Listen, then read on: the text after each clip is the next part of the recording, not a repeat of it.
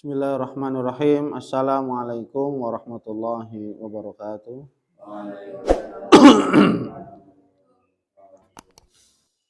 Alhamdulillah rabbil alamin. Wassalatu wassalamu ala ashrafil anbiya'i wal mursalin.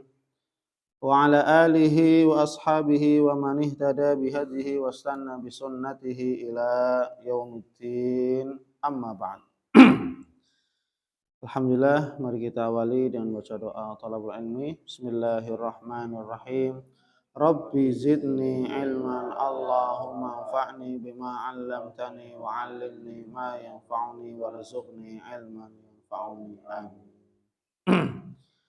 Alhamdulillah, insyaallah kita pada kesempatan pada subuh kali ini kita akan melanjutkan tentang prinsip-prinsip dasar Islam. Yang alhamdulillah kita sudah sampai kepada rukun Islam.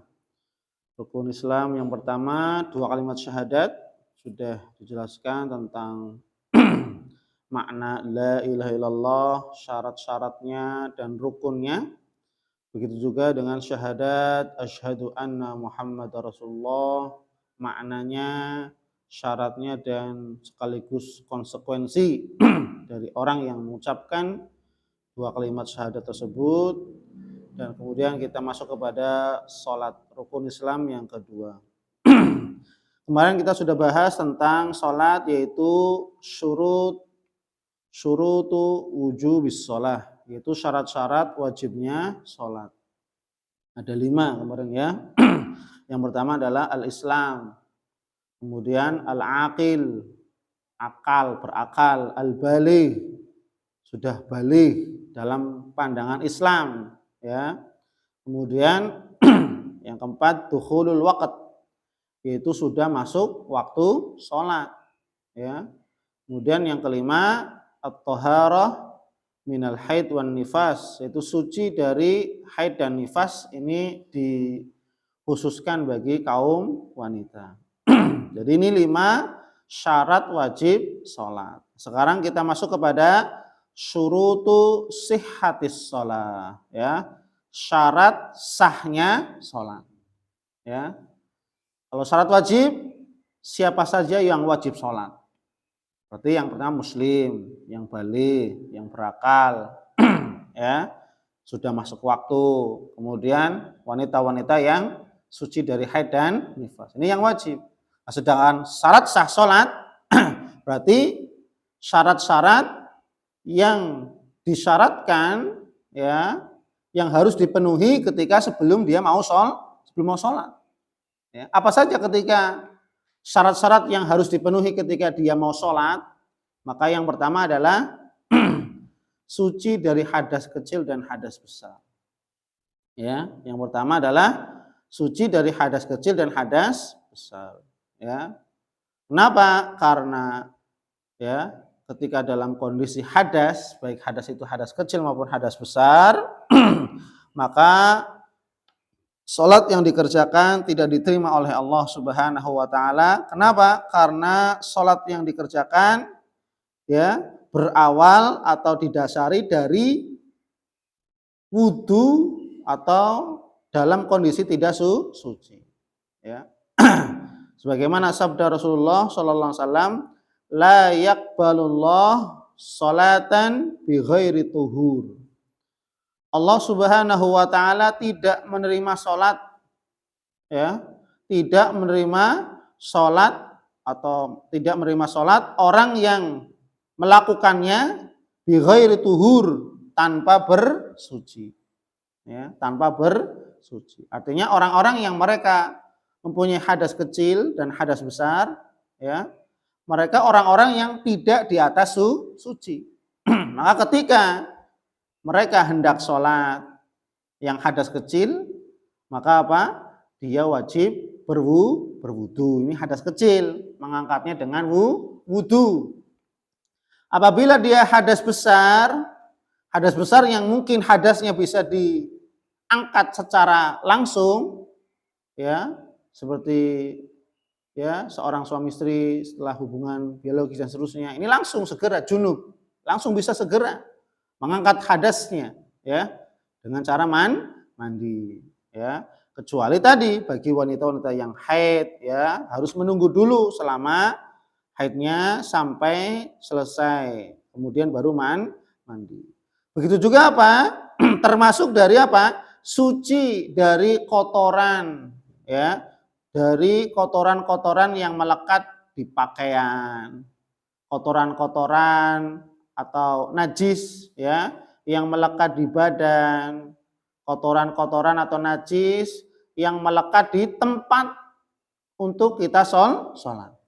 Maka harus dipastikan ya setelah kita berwudu, setelah kita mengangkat hadas kecil dan hadas besar, yang perlu diperhatikan adalah bajunya, pakaiannya. Apakah pakaiannya ada najisnya atau tidak ya. Kemudian mungkin terkena cipratan air kencing dan seterusnya. Ini kan menjadikan pakaian tidak sah digunakan untuk sholat. Ya, maka harus dapat dipastikan pakaiannya suci, tidak najis. Kemudian apa? Badannya juga. Ya, jadi dengan wudu, dengan mandi wajib, ya.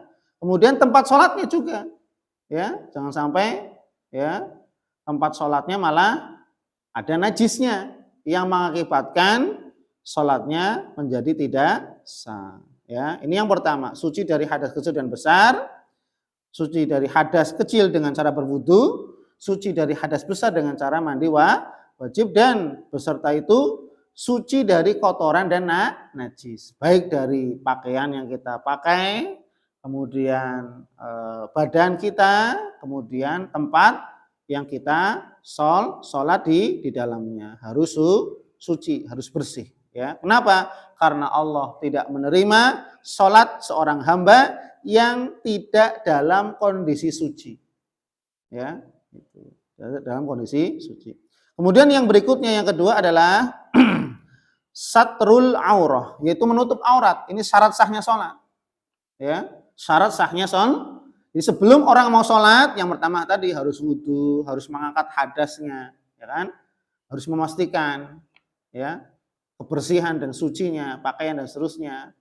Nah, yang kedua adalah apa? Sebelum dia mau sholat, maka dia harus apa? Menutup aurat. Ya, ini syarat sah sholat yang kedua. Satrul aurah, harus menutup aurat. Ya. Sebagaimana Allah Subhanahu wa taala berfirman dalam surat Al-A'raf ayat 31, "Khudzu zinatakum 'inda kulli masjid." Ya. Khudzu zinatakum, hai anak Adam, pakailah pakaianmu ya yang indah. Di sini yang indah dalam arti tadi yang menutup aurat. Zinatakum, pakaianmu yang indah yang menutupi aurat. Bukan pakaian indah dalam arti pakaian yang bagus, mahal, bermerek, tapi tidak menutup aurat. Ini bukan pakaian indah. Ya, bukan pakaian yang indah. Yang dimaksud dengan pakaian yang indah adalah pakaian yang menutupi aurat sesuai dengan aturan syariat, tidak tipis, tidak tembus pandang, tidak terlalu ketat sehingga tidak membentuk lekukan tubuh. Ini sesuai dengan aturan syariat. Ini pakaian yang indah, gitu ya. Maka apa? Pakailah pakaianmu yang indah inda kulli masjid, setiap memasuki masjid. Untuk apa? Untuk sholat. Ya, untuk sholat. Ya. Maka di sini wajib bagi kaum muslimin dan muslimat untuk menutup auratnya ketika hendak sholat. Ya. Dan batasan ya aurat laki-laki sebagaimana yang kita ketahui adalah dari pusar sampai lutut. Ya, dari pusar sampai lutut. Dan lutut kata Nabi al-fakhdhu minal aurah. Lutut itu termasuk dari bagian dari aurat. Artinya dari sampai bawah lutut. Tutupi, ya. Makanya orang-orang yang menggunakan kain ihram, haji, umrah, otomatis mereka itu tadi melebihi dari di bawah lutut. Karena termasuk lutut termasuk bagian dari aurat. Jadi menutup pusar sampai bawah lutut. Dan lutut termasuk bagian dari aurat. Kemudian batasan aurat wanita adalah apa? Yaitu apa? Seluruh tubuh wanita itu aurat. Ya, seluruh tubuh kaum wanita itu aurat kecuali para ulama ini di sini berbeda, kecuali telapak tangan, wajah dan kedua telapak tangan. ya, kecuali wajah dan kedua telapak tangan. Oh ini ya. Sebagaimana sabda Rasulullah sallallahu alaihi wasallam, la yaqbalullahu sholata haidin illa bi khimar. Ya. Rawahu Abu Daud wa haditsun sahih. Allah Subhanahu wa taala tidak akan menerima salat wanita yang telah baligh, ya. Wanita yang telah baligh illa bi khimar, kecuali dengan memakai kerudung. Loh, jadi bukan hanya pakai bawahan gamis juga tapi pakai kerudung. Kalau bahasa kita sekarang ya pakai mukena gitu ya. Itu untuk menutupi seluruh tubuh. Ya tadi kecuali apa? Wajah dan kedua telapak tangan. Ya. Juga berdasarkan sabda Rasulullah SAW ketika Nabi ditanya oleh seorang sahabat wanita tentang sholat wanita yang memakai gamis, ya, dan jilbab, ya, tanpa disertai kain, ya, yang tidak menutupi kakinya, ya, yang tidak menutupi kakinya. Padahal seluruh tubuh wanita termasuk aurat, kecuali wajah dan telapak. Berarti apa? Kaki termasuk aurat. Ya, telapak kaki wanita termasuk aurat. Kakinya termasuk aurat. Ya. Idza kana dir sabighan yughatti dhuhura qadamaihi. Ya. Rawahu Muslim.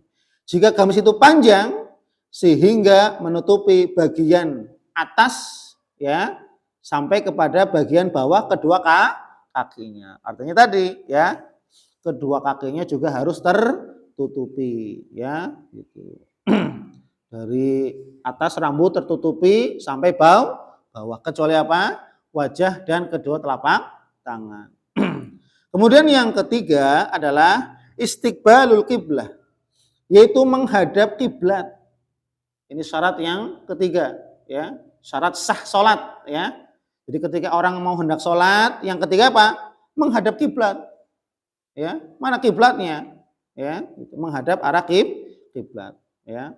Maka dengan demikian, salat yang dilakukan ketika dia menghadap kiblat, maka jelas dihukumi sah. Sebaliknya, ketika salat yang tidak menghadap kiblat, maka salatnya dihukumi batal, tidak sah. Karena termasuk syarat daripada sahnya salat. Ya. Sebagaimana Allah Subhanahu wa taala berfirman, wa haitsu ma kuntum fawallu wujuhakum syatrah. Wa haitsu ma kuntum, dan dimanapun saja kamu berada, dimanapun kita berada, mau di rumah, di masjid, ya, di mana saja, ya, wujuhakum syatrah, fawallu wujuhakum syatrah, maka hadapkanlah, palingkanlah wajahmu, wajah-wajah kalian, syatrah, ke arahnya, yakni syatrul masjidil haram, itu ke arah Ka'bah Masjidil Haram. Ini kiblat. Ya, dan ini kewajiban, ya, kecuali bagi musafir yang di atas kendaraan, ini pengecualian, ya. Maka di sini termasuk syarat wajib, syarat sahnya salat, menghadap kiblat, ya, menghadap kiblat. Kecuali bagi, ya, orang-orang yang, ya, safar, ya, naik kendaraan, naik mobil, naik kereta, ya, naik pesawat yang mereka bisa sampai puluhan jam atau berjam-jam sehingga, ya, masuk waktu sholat dan seterusnya. Maka tadi, ya, sebagaimana sabda Rasulullah SAW, anan Nabiyya sallallahu alaihi wasallam yusolli ala rahilatihi, bahwasanya Nabi Muhammad sallallahu alaihi wasallam menunaikan sholatnya di atas punggung binatang untanya. Jadi Rasul sholat ketika safar di atas kendaraannya, gitu ya. Wa huwa muqbilun min Makkah, ketika pertama berangkat untanya ini menghadap Makkah. Berarti menghadap kiblat. Ketika awal menghadap kiblat, ya, min Makkah ilal Madinah, ya, ke Madinah. Jadi dari Makkah ke Madinah. Kemudian apa? Haitsu ma tawajjahat. Maka kemudian, ya, sehingga beliau tetap menunaikannya ke arah mana saja binatang itu menghadap. Ketika jalannya kiri berarti belok kiri. Ketika jalannya belok kanan maka belok kanan dan seterusnya, ya. Ini terkait tentang ya syarat sah yang ketiga yaitu satrul aurah, menghadap kiblat.